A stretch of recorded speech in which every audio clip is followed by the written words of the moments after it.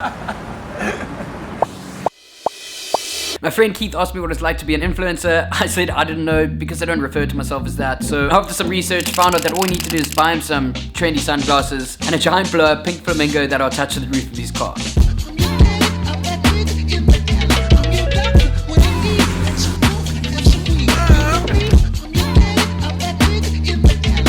How does it feel to be in the public eye? Pretty cool.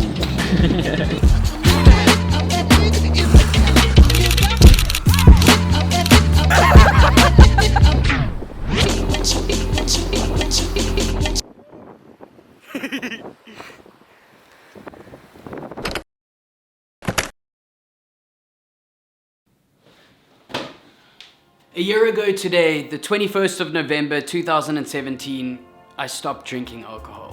Why? Strap yourself in for one hell of a mind-bending story. This is something I haven't really expressed before or told many people. And since this YouTube channel is all about raw, authentic, real stories, here goes. This video was sponsored by Honey. They have had no say over the content. 2005, the year YouTube was founded. The year North Korea announced that it possesses nuclear weapons. Brokeback Mountain was released. The word sexting was added to the dictionary. And it was also the year I had my very first sip of alcohol. A golden, bubbly, ice-cold beer. Fast forward through those awkward teen years to the age of 18, which is the legal drinking age in South Africa, drinking became a sport for me. I didn't really have any responsibilities, and I wasn't really interested in finishing school, so I lived for the party. Let me interject here, this isn't a sob story of how I ended up in a ditch somewhere, repenting to the gods above. No, this is more of an introspective, reminisce with no regrets kind of story. Cool, so where were we? I used to party hard every single weekend. My friends started calling me Danny Nitro. And to be honest, to this day, I still don't know why. I think it's probably because I just didn't have an off switch. I eventually, along with my mates, got suspended from high school for drinking. Twice.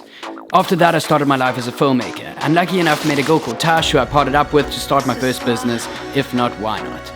Basically, I'd mastered the art of being able to drink, party, and make movies at the same time as we shot all kinds of events. Big, small, as long as there was a party and you had enough money to pay for a video, I was there in full flair. Needless to say, the company didn't make any money. And we closed it down.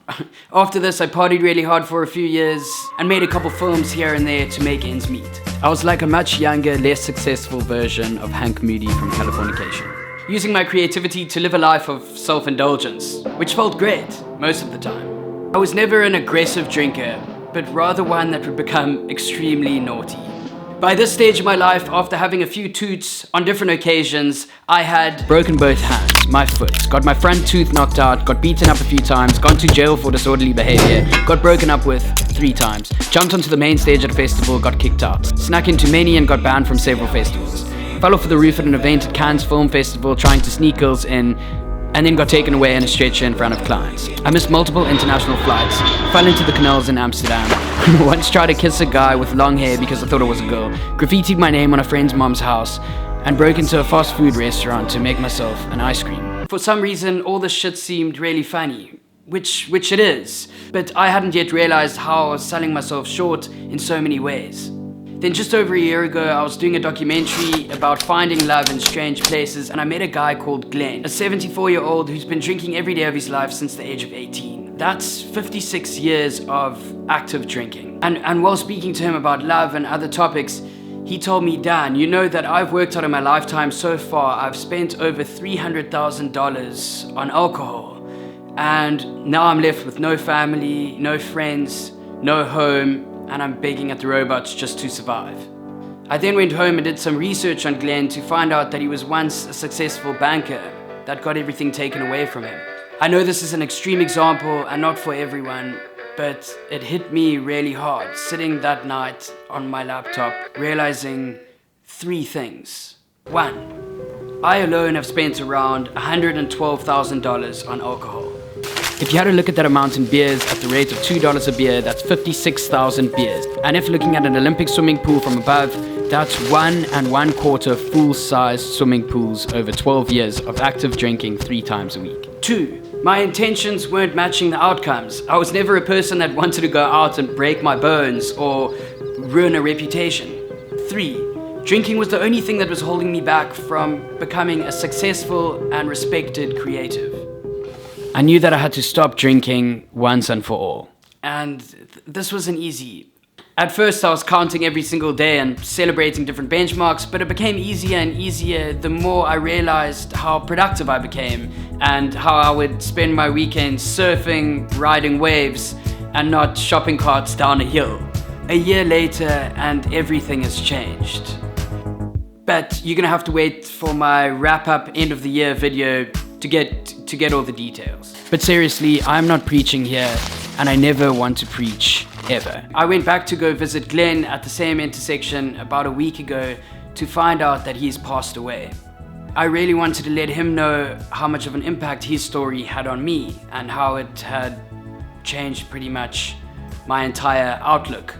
And for that, I thought I would be brave enough to share my experience with you. With that being said, if you are struggling with drinking or gaming or drugs, social media, anything that you feel might be impacting your life in a negative way, there's tons of help out there. And this isn't a sponsored blurb, but I will put the links to some helplines in the description below.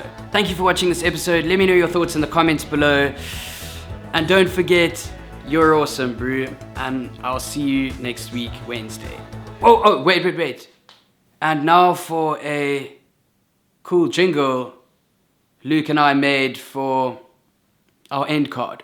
A word from our sponsors and a life update. Did you like that? Cool, I hope so. Life update. Lots of really exciting stuff. One, the big question, am I going back to New York City? What's going on? What's happening with Casey? I am going back to New York, but not this year. Casey's coming down here for a holiday in a few weeks. We're gonna hang out. And then next year in February, I kick off season 2. Right now we are busy with all the pre-production and I'm figuring out how to tell the most compelling story and also figuring out what I like to upload and what resonates most with you. Merch. There's still leftover merch, black t-shirts and white t-shirts. So if you go down to the link in my description and sign up to Honey, you get hooked up with a deal there. Tweet me a photo of your merch. If you don't have Twitter, DM me on Instagram. I really want to see all of you rocking the merch. If you bought merch before, do that too. And any other sort of life updates? Yeah, I am really happy. I am in a really good space and I'm working really hard into the night, but nothing that I wouldn't want to be doing. Now for the brown part of this, Honey. Honey is a free shopping tool that automatically searches the internet for the best promo codes every time you're shopping for something online. It works on over 30,000 sites. I've used it before for sites like Ray-Ban, Vimeo, eBay, and Groupon. And today what's really rad is it's also available on brewworldwide.com. There's only a limited amount left and first come, first serve. It is super simple. It only takes 2 clicks. Just go to joinhoney.com/Dan Mace. The average person who installs Honey because of creators like me end up saving about $30 on average. That's crazy. There's literally no reason not to add Honey to your browser today. It's free, and like I said before, I'm gonna say it again, it only takes 2 clicks to install. So click the link below in the top line of my description or go to joinhoney.com/Dan Mace. Yeah, we are done. We are wrapped. This is it. I already signed out of the film, so don't forget you're awesome, brew, and I'll see you next week, Wednesday.